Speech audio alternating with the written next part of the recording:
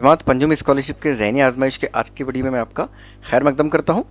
इस वीडियो के डिस्क्रिप्शन में टेस्ट की लिंक दी गई है, आप वीडियो मुकम्मल देखने के बाद ही उसे हल कीजिए। हम देख रहे हैं इशाराती ज़बान। इशाराती ज़बान में हमारा आज का मौजू है हुर्फ़ों के लिए हुर्फ़ों का इस्तेमाल।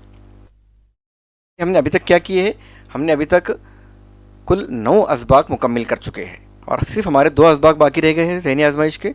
और आज हम देखेंगे इशाराती ज़बान। इशाराती ज़बान का आज का हमारा पहला मौजू है, इसमें और बाकी मौजू भी है, वो हम अगले वीडियो में देखेंगे। तो देखते हैं आज हमारा पहला मौजू हुर्फ़ों के लिए हुर्फ़ों का इस्तेमाल। आते हैं जो ज़हन नशीन रखिए, इस तरह के सवालात में इशाराती ज़बान का इस्तेमाल किया जाता है। इस तरह के जो सवालात होते हैं उसमें एक ज़बान होती है जो इशाराती होती है। हुर्फ़ों के बदले हुर्फ़ या लफ्ज़ का इस्तेमाल करके लिखा जाता है। हुर्फ़ों के बदले दूसरे हुर्फ़ इस्तेमाल किए जाते हैं या कुछ लफ्ज़ इस्तेमाल किए जाते हैं और उन्हें लिखा जाता है।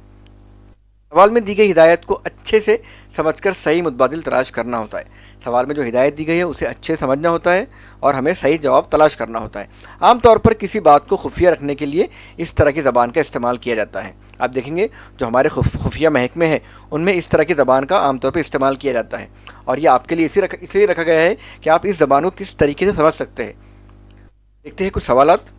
देखिए, एक इशाराती ज़बान में अलिफ यानी ज़े, रे यानी बे, दाल यानी अलिफ और वाव यानी नून हो तो उर्दू को किस तरह लिखेंगे। देखिए, इशाराती ज़बान है, इसमें अलिफ को ज़े कहा गया, रे को बे कहा गया, दाल को अलिफ कहा गया और वाव को नून कहा गया। तो उर्दू किस तरह लिखेंगे, देखते हैं उसकी वजाहत। देखिए, अलिफ बराबर ज़े, रे बराबर बे, दाल बराबर अलिफ और वाव बराबर नून। तो क्या बन गया, ये उर्दू। ये अलिफ रे दाल वाव उर्दू, तो ज़बान तो बन गया ज़बान।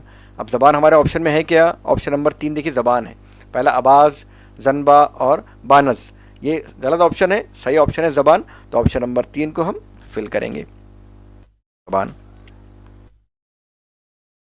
सवाल देखेंगे, एक इशाराती ज़बान में दाम यानी अदाम, काम यानी अकाम, शाम यानी अशाम हो तो ग्राम को किस तरह लिखेंगे। देखिए, यहाँ पे दाम को बना दिए अदाम, काम को बना दिए अकाम और शाम को बना दिए अशाम हो तो हम ग्राम किस तरह लिखेंगे। देखते हैं इसकी वजाहत। आसान है। देखिए, सभी अल्फाज के पहले अलिफ का इजाफा किया गया है। जितने भी अल्फाज हैं सबके पहले क्या किए, अलिफ का इजाफा किए। जैसा दाम के पहले अलिफ लगा दी तो अदाम हो गया, काम के पहले अलिफ लगा दी तो अकाम हो गया और शाम के पहले अलिफ लगा दी तो अशाम हो गया। इसलिए ग्राम के पहले अलिफ लगा क्या हो जाएगा, इग्राम। इग्राम हमारे ऑप्शन में है क्या, ये ग्रामा, इग्राम, मारगिरा और अमराग। ऑप्शन नंबर 2 हमारा सही जवाब रहेगा, इग्राम। ऑप्शन नंबर 2 का दायरा हम अच्छे तरीके से फिल करेंगे। एक और सवाल देखेंगे, एक इशाराती ज़बान में बी यानी सी, ए यानी यू और टी यानी पी हो तो बैट को किस तरह लिखेंगे। देखिए, को बना दिए, देखते हैं इसकी वजाहत। ये बी को देखिए, बी को बना दिए सी और ए को बना दिए यू और टी को बना दिए पी, तो बी ए टी बैट, तो सी यू पी कप। कप हमारे ऑप्शन में पहले ऑप्शन है कप। उसके बाद दूसरा है क्या, नहीं, दूसरा पी यू सी है और तीसरा यू पी सी है और चौथा पी सी यू है। तो हमारा सही ऑप्शन है सी यू पी कप। सी यू पी कप मैच हो गया यहाँ पे। ऑप्शन नंबर 1 का दायरा हम अच्छे तरीके से फिल करेंगे। तो इस तरह के और भी सवालात रहते हैं, आप उसे हल करने के लिए वीडियो के डिस्क्रिप्शन में टेस्ट की लिंक दी गई है, उसे हल कीजिए।